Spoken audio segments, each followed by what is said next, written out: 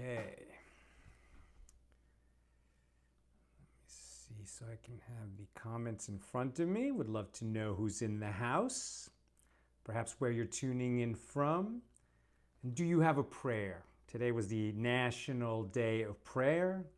What is your specific prayer for America, for your family, for your community, for yourself? Please put it in the comments. Okay. Very good. I see Janice Beanstalk, Rita Siegel-Claris, Stephen Giguere, Wayne DeSimone have joined.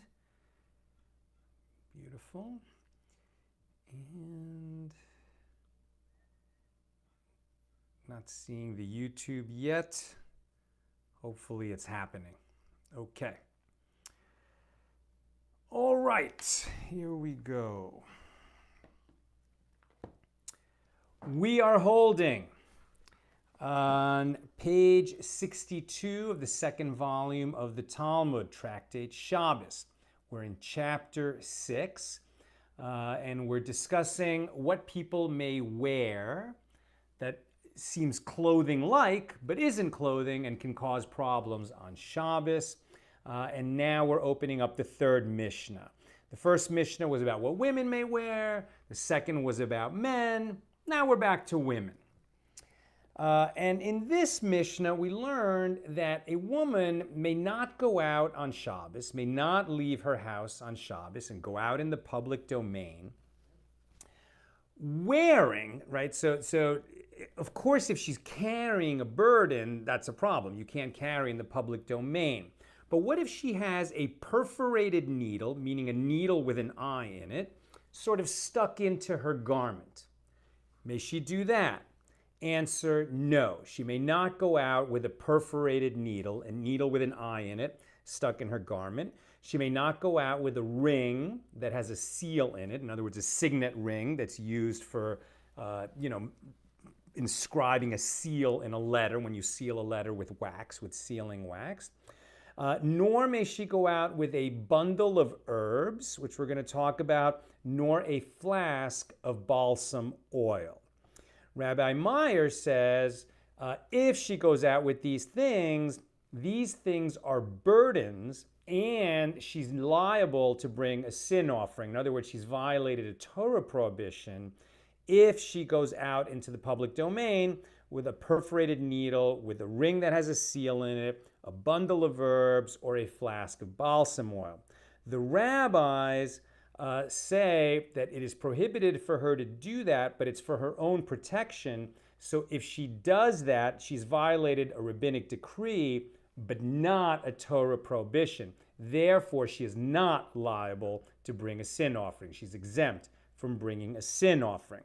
So that's the difference between Rabbi Meir and the rabbis on this. So let's understand a little bit. What's the issue with the perforated needle? A needle that is not perforated is a pin, right? It's a pin. So if she's using a pin to, hold together an ornament, let's say a brooch, right, that is attached to her garment with a pin. So that's permitted because now she's wearing an ornament or a decorative pin, like a stick pin. That's an ornament. That's permitted. A pin that's holding a flower to her lapel, for example, that's permitted. That is an ornament. But a needle with an eye in it, meaning a sewing needle, she cannot go out with it. Why? Because that's an item of work, right? The sewing needle is muktzah on Shabbos.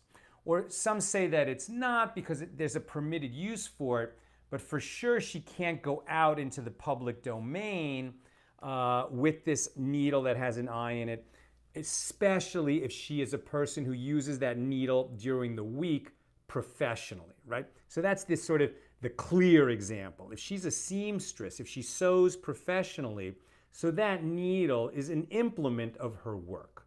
And for sure, she can't go out on Shabbos with this implement of her work. It might be on her clothing rather than in her hand. If it's in her hand, it's a clear violation. She's carrying an object, and that is a burden on Shabbos. But even if it's stuck in her clothing, so that is actually the manner of a tailor. A tailor, when he's not using a needle, might just put the needle, on the piece of clothing. That is actually a workman-like place to put the needle for momentarily while he's not using it. And so it's like working to put that needle there. And so therefore the woman can't go out on Shabbos with a needle that is perforated. Now that we're talking about needles and rings, so like a ring with a seal in it, that's considered a man's object, okay? And what does he do with it? He seals letters. So that's part of his work. However, it's normal for a man to consider his ring that he uses to seal his letters as an ornament when he's not using it to seal letters. It does function as a man's ornament. But if a woman wears that ring, and this is in Talmudic times, because we've learned earlier that now the law has changed. So now whether a ring has a seal in it or doesn't have a seal in it, she can wear it, it's an ornament, she's fine. But as the law stood in Talmudic times, a ring with a seal in it was a man's ring. If a woman went out with that ring, it's not an ornament for her, so she's carrying a burden and she comes to violate a Torah prohibition.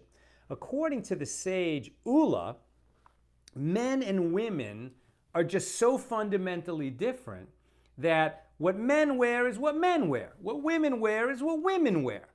Right? This is no PC modern thinking, right? This is thinking from 2,000 years ago. Genders were very clear. There's men, there's women. Now, actually, it's true that in the Talmud, there's two other genders. There's actually the hermaphrodite, who's physically both, who has the sexual organs of both male and female, which, very rare, but occasionally happens. And because it's an interesting case, it actually comes up in the Talmud far more than it probably comes up in the real world. And there's the case of the androgyne. We're not talking about that today. That's the person who has neither sexual organ, that somehow they're underdeveloped. And so those are two cases where it's not clearly male or female. But short of having the missing or the extra physical parts, for the rabbis, a person is either male or female. And if one is male, so he wears male ornaments. If one is female, she wears female ornaments. And the purpose of that distinction here on the laws of Shabbos is that if a man is wearing a woman's ornament, it's not an ornament for him, it's a burden for him. And if he comes to carry that in the public domain, he's liable for bringing a sin offering, and vice versa. There is a Torah prohibition on a man wearing a women's clothing. That actually is something else. It's prohibited in the Torah to be a crossdresser. But they're not talking about that here. We're not talking about clothing. Here we're talking about ornaments. And it's not really that the rabbis are making a distinction based on gender and being unfair and saying, hey, for whatever reason, don't wear women's stuff. They're simply saying it is not normal in that society for a man to wear women's ornaments and vice versa. Therefore, if they're wearing that on Shabbos, they're carrying a burden rather than wearing an ornament. Now, an objection can be raised to this, which is this. It happens sometimes that, a woman wants to take off her ring and says to her husband, I don't want to wear this right now, just take it to the bedroom for me, right? So just take it for me.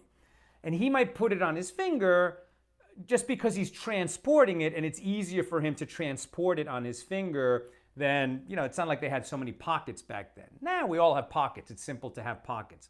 But back then when they were wearing, essentially a poncho with a belt, okay, so it was a different, they didn't have pockets. It wasn't so easy. And so it might have been easier to transport the ring by wearing it. Now, at that point, the man might say, well, I'm not wearing my wife's ring as an ornament for me. I am carrying it, right? I am carrying this burden just to do her a favor. However, the normal way to carry a ring for someone else is to just hold it in my hand. Now that I've put it on my finger, this is atypical carrying. Now, we've seen with regard to the laws of muktzah on Shabbos, a lighter like this is a muktzah item. This has no normal use on Shabbat, right? Because we don't kindle fire on Shabbat. So this lighter is muktzah. I don't want to touch it on Shabbos.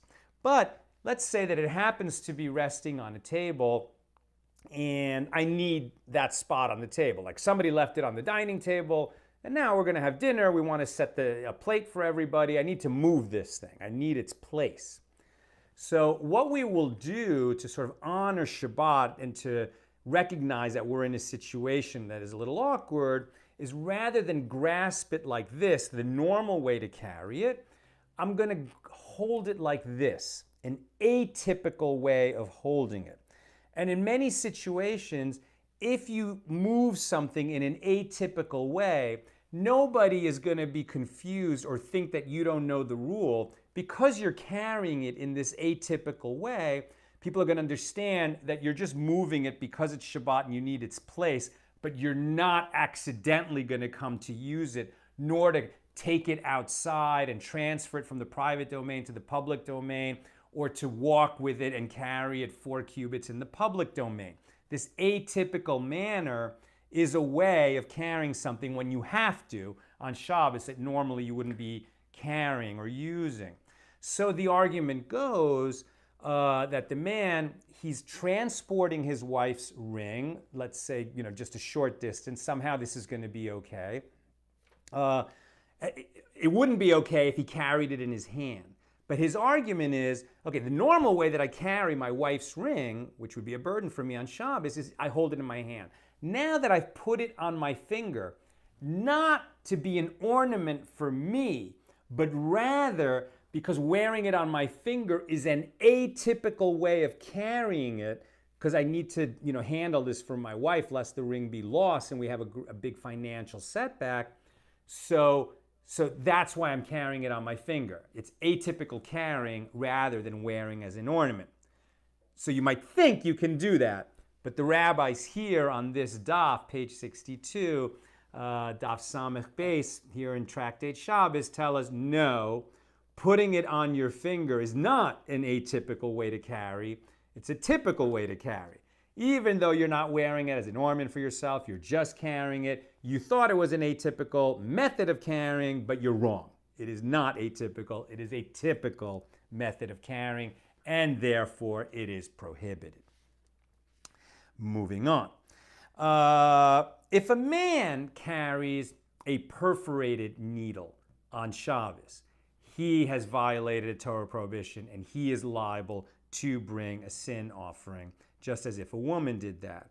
If a man wears a pin, right, a needle that is not perforated, this was permitted for a woman because ornaments are typically attached to women's clothing using a pin. Not always, but often enough that it's normal and it's considered an ornament for her.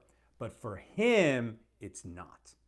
A pin for him is not considered an ornament. So if he wears a pin, a needle without an eye in it, then he's done something that is prohibited by the rabbis, but he's not liable to bring the sin offering, I guess because he stuck it in his clothing and he's not carrying it in his hand.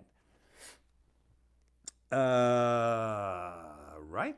Rav Yosef challenges Ula. And he says, well, wait a minute, this distinction that you're making between men and women, and that anytime one wears an ornament that the other would normally wear, and therefore it's a burden and they're liable for violating Shabbos, maybe you're wrong. So Rav Yosef says, we have the case of shepherds. Shepherds, they're out in the field all the time. They typically don't have a lot of money.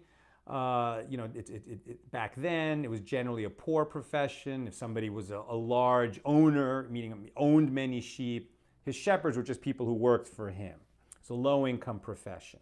And so it would happen that shepherds would go out wearing a sack, essentially using a burlap sack as a garment. Now, for other people, the burlap sack is not typically a garment, right?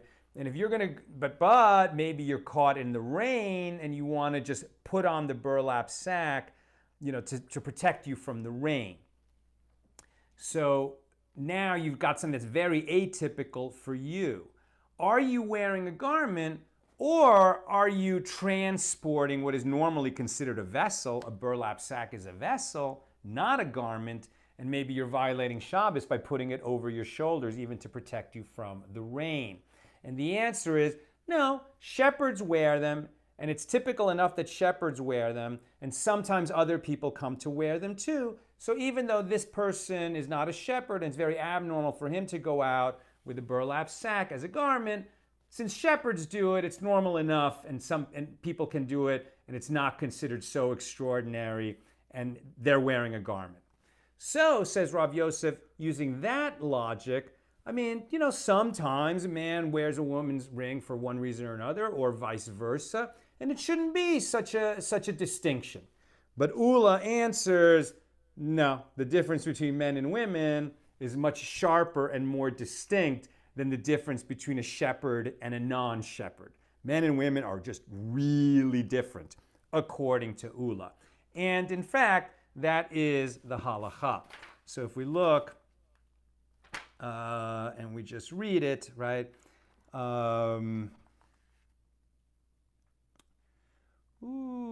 It is prohibited for a woman to go out on Shabbat. Well, actually, I want to go over here.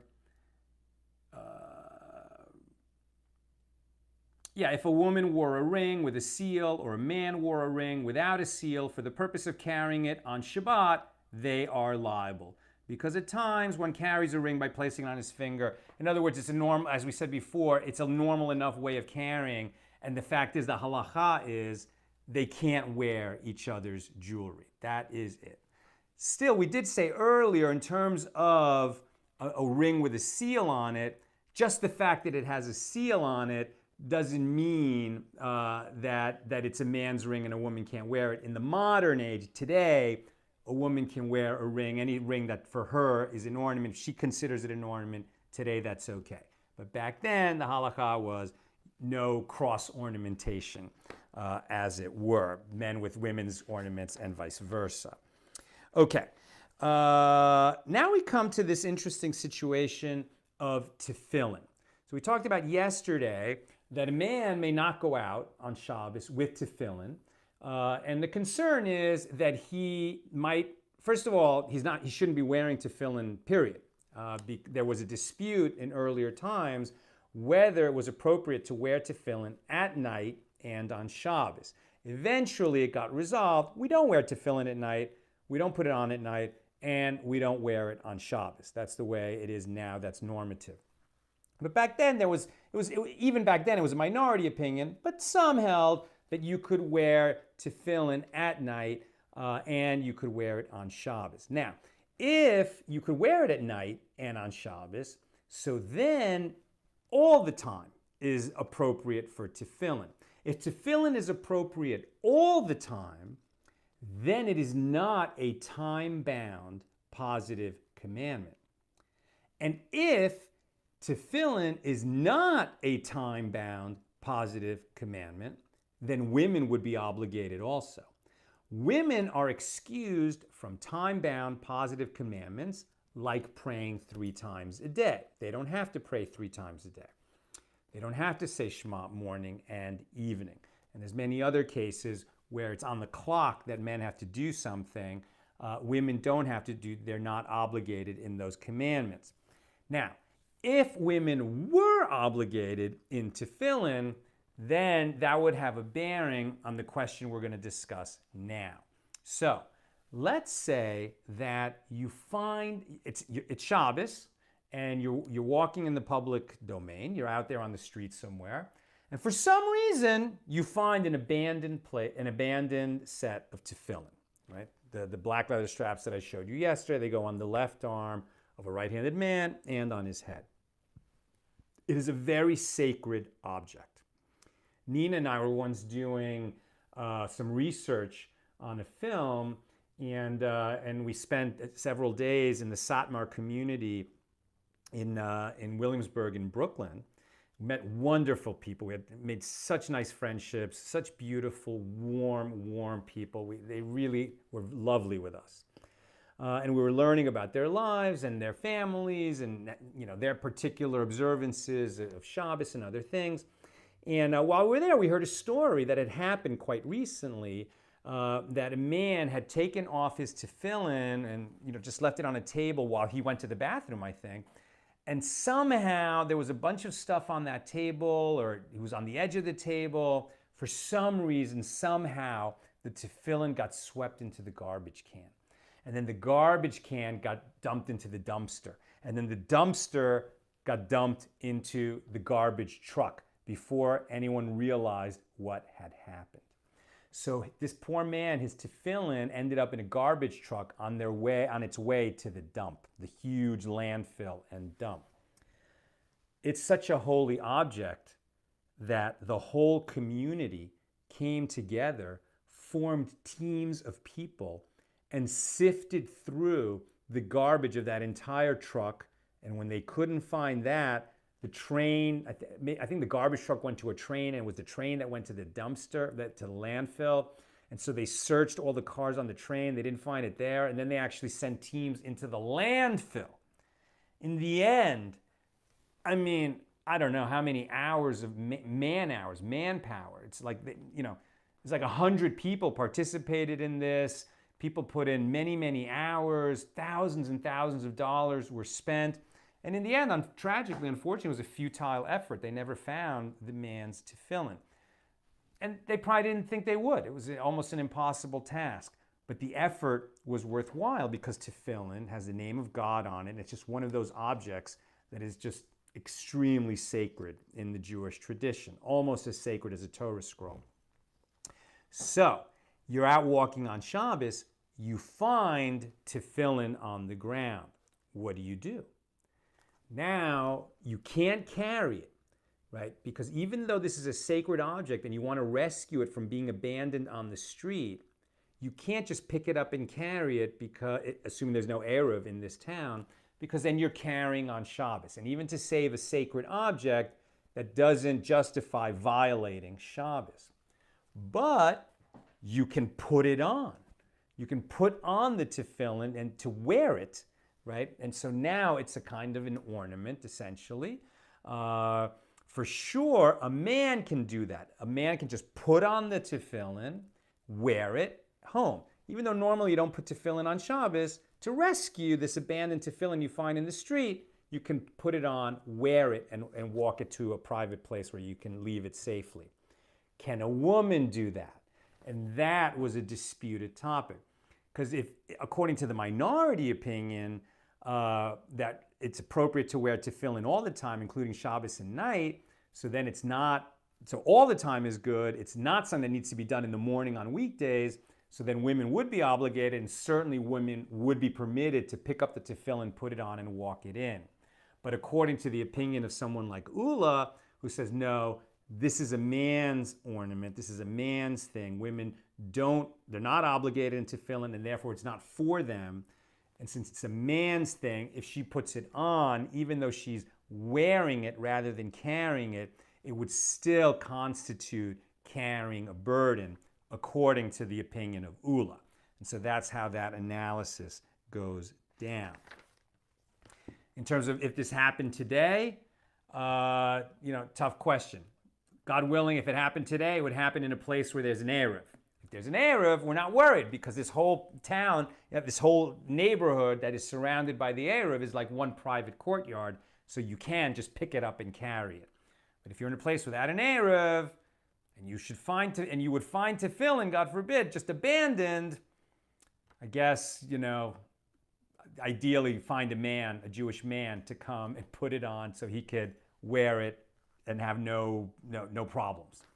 Of course, in the non-Orthodox world, the relationship between women and tefillin is different.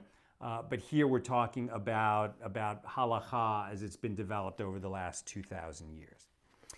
Okay, now we've talked about the ring and typical and atypical carrying. Very good. Okay, and then we got on the subject of the bundle of herbs and the balsam oil, which sounded like carrying, right? I mean, a bundle of herbs and a flask of balsam oil. How could you possibly go out with that on Shabbos?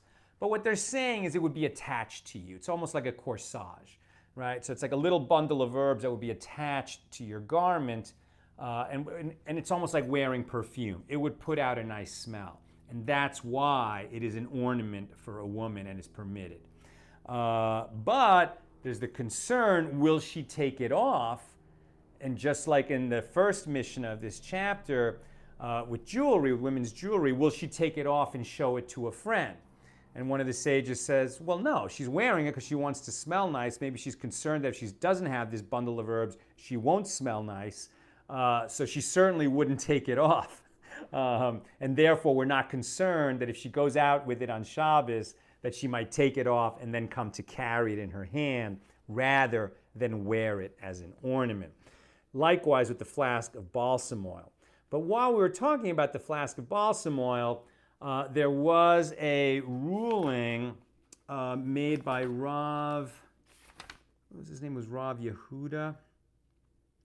That Rabbi Yehuda ben Bava issued a decree on balsam oil, and this did not become halacha. It's not something to worry about. But he said, you know what? No balsam oil in memory of the destruction of the temple.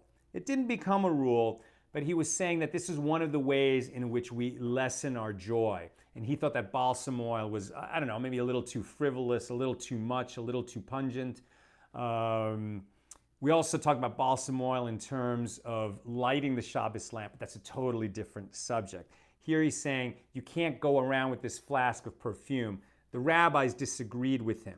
But once we were on the subject of things that are appropriate and things that were not, we actually go into a few digressions toward the end of our page, Daf 62, here in Tractate Shabbos.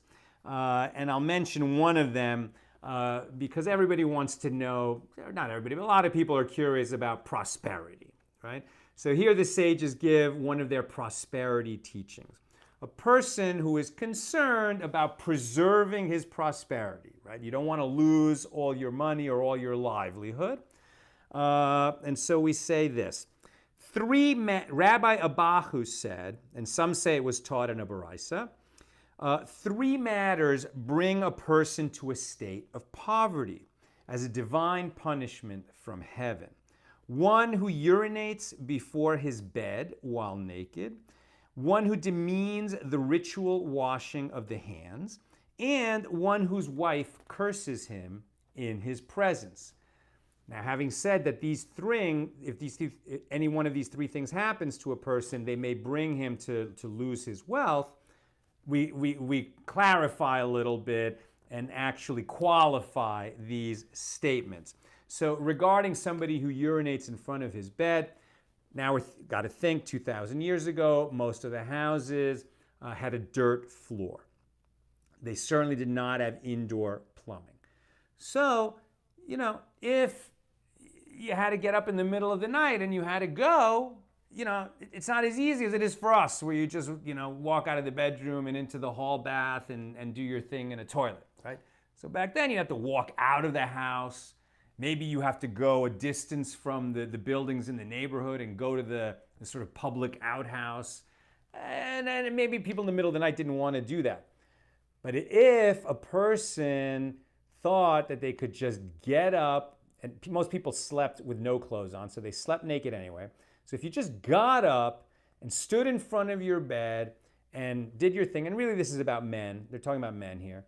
And if a man stands up naked at night, facing his own bed, and urinates on the dirt floor in front of his bed, so what the rabbis are saying here is this is a vulgar person, an incredibly vulgar person. If he is classy enough that he turns his back to the bed or he uses a chamber pot, then we're not concerned about it. But if he's so vulgar as to get up at night and pee facing his own bed and on the dirt floor of his bedroom, and God forbid it's even worse, his wife is there and he's doing this in front of her, he's that vulgar, So you know what? This is a person who we would not be surprised will come to lose whatever wealth he has. On the subject of washing hands, some would say, well, what does it mean to demean the ritual of washing hands? So this is ritual hand washing. When do we do that? We do that in the morning when we wake up. We wash our hands immediately, and that's a special hand washing where we take the ritual washing cup, we fill it up, and we pour in 6 pours. One on the right hand, one on the left hand. One on the right hand, one on the left hand. One on the right hand, one on the left hand. 3 on the right, 3 on the left, but we alternate. That's the morning hand washing. And we do a hand washing before we eat a meal. A meal defined as a meal that includes bread. That's what by definition, a meal must include bread. So if you're going to have a meal and have bread in it, so you're going to wash your hands first, and then you're going to make a blessing over the bread, the motzi blessing.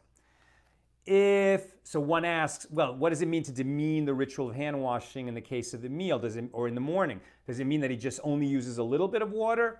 And the rabbis answer, no. He should use the full quantity of water. We'll talk about that at another time, how much that is. But that's why people use the cup to pour water, to make sure that they've used enough water. But if a person uses less than the required amount of water, we're not concerned that this is going to lead to punishment at the hands of heaven and that he's going to lose his prosperity. Demeaning the ritual of hand washing for the purposes of this teaching means that he doesn't wash at all. Right? So if a person just skips the washing altogether, it's not important to him, then this is a person who might come to lose his wealth, according to this teaching of Rabbi Abahu. And the third thing that he said is that a man might come to lose his wealth as a punishment at the hands of heaven if his wife curses him in his presence. What does it mean that his wife curses him in his presence? With regard to one whose wife curses him in his presence, Rava said, this is referring to a case where she curses him over matters relating to her ornaments. Right, and that's why this is brought down in this chapter. We're talking about women's ornaments, i.e., she complains that he does not provide her with jewelry. And the Gemara comments, and that applies only when he has the resources to buy her jewelry, but does not do so. However, if he does not have sufficient resources, he need not be concerned. Right? So it's not saying that a poor man who can't afford to buy his wife a nice diamond ring or diamond earrings, he just can't afford it, and then he doesn't do it, and now he should worry that he's going to lose all the money he has in the bank and his prosperity, etc. No. What he's saying is somebody who has the means, right? Somebody who has ample means, but he's cheap with his wife, right? He doesn't cherish his wife, and he doesn't, share his wealth with her in a way that benefits her and gives her pleasure and allows her to have some status when she goes outside. They're really talking about the rich man who himself would dress, very elegantly, but doesn't provide the same level of elegance for his wife. That kind of a guy is in danger of losing his prosperity. So we learn, that's our takeaway from this teaching of Rabbi Abahu, per the teaching of Rava, fellas, be generous with your wives. You don't have to go crazy. You don't have to break the bank. You don't have to do something that doesn't make sense. But you should buy your wife a gift. And interestingly, in the Jewish tradition, it's not so much for the birthday as for a Jewish holiday. Passover especially, Rosh Hashanah especially, that's a good time to buy yourself or your wife a gift, right? So you should have new things for those holidays. People will often get something new, a new piece of jewelry, new clothing to honor the holiday. But you can do it very well by honoring her instead of yourself. Maybe get something new for yourself, but something small, and get something nice for her, right? This idea that a man needs to cherish his wife is heavily, heavily inscribed in the pages of the Talmud. And that's what I've got for us today. Let me check the comments and see if there are any questions. Okay. Over here, didn't see one on the YouTube side. Janice says she's praying with gratitude for mercy, healing, protection, guidance, and strengthening of emunah. Beautiful. So that's what she is praying for today. We had the National Day of Prayer here in America, and we invite everybody to pray for a healing. And as we had in our prayer meeting this morning, we had a Zoom meeting that we published on Facebook. If you didn't catch it, I challenged everybody to look for their burning bush, right? A burning bush was a call from God. If the bush burns and is not consumed, then you can look at it like Moses did, right? When Moses was called to prophecy, he saw a burning bush, and what was strange about it was that it burned but was not consumed. A bush like that, you can watch it. But a bush that is burning and is being consumed, that's a fire you need to put out. That's action you need to take. And there are many bushes burning in the world today. And when we spot one, it's a message from God. Like if you see a bush burning, if you see a problem in the world that you can help address, either by contributing money to organizations that alleviate that difficulty or by contributing your time, if you see a problem in the world, don't just whine about it. Do something about it, right? Because what we're saying is, when we spot a burning bush in this world and it's being consumed, any kind of an emergency, any kind of a problem, and we see it, it's a message from God. The fact that we're seeing it is a message that we're well positioned to do something about it. And my prayer for all of us is that when we see these burning bushes around us in our lives, we will step up and take action. Okay. Melissa Beineman says, can Lag BaOmer get a shout out? You bet. So Lag BaOmer is coming up, I'm pretty sure Monday night. That's when we're going to count the 33rd day of the Omer. And we, in most traditions, there's the rule that we don't listen to live music while we're counting the Omer. From the second night of Passover, we count 50 days until Shavuos, the revelation at Mount Sinai, which is celebrated at Shavuot.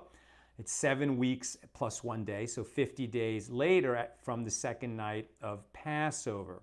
But the restriction on live music and on shaving, as you can see, this is like a morning practice, no live music, no shaving. And why are we adopting a morning practice at this time? Because of the plague that struck the Torah scholars who were all students of Rabbi Akiva. He had 24,000 students, and they all died in a plague. And they died between the first day of the Omer and the 33rd day of the Omer. That's when they stopped dying. That's when we can sort of cut loose a little. We can shave again. We can listen to live music. And there are often big celebrations on Lag BaOmer. On the 33rd day of the Omer, there's bonfires. That's not going to happen this year, I would think. The biggest celebration of it all is in Meron, which is where the cave was when we talked about the story of Rabbi Shimon Bar Yochai and his son, who hid in that cave for 12 years when they were being persecuted by the Romans. And in those 12 years, they learned the secrets of mystical secrets that became the core basis of the work that would eventually become the Zohar. And Lag BaOmer is also connected to Shimon Bar Yochai, so that's a big celebration that is happening. Right, it's Monday night. Let me just double check that Lag BaOmer is Monday night. We're going to mention it again, and we're going to mention it again for sure. Lag BaOmer is Tuesday, so it begins Monday night. In terms of counting the Omer, it's now nighttime here. I haven't davened Ma'ariv, the evening service yet, so I'm not going to count the Omer here in the video. I'm going to do that inside with my family. But yesterday we counted 28, so tonight we'll count the next number. I don't say it now because I'm not counting at this moment. That's what I've got for us today. It is fantastic to see you, my holy brothers and sisters, sending you big love from LA. May we all grow in kindness,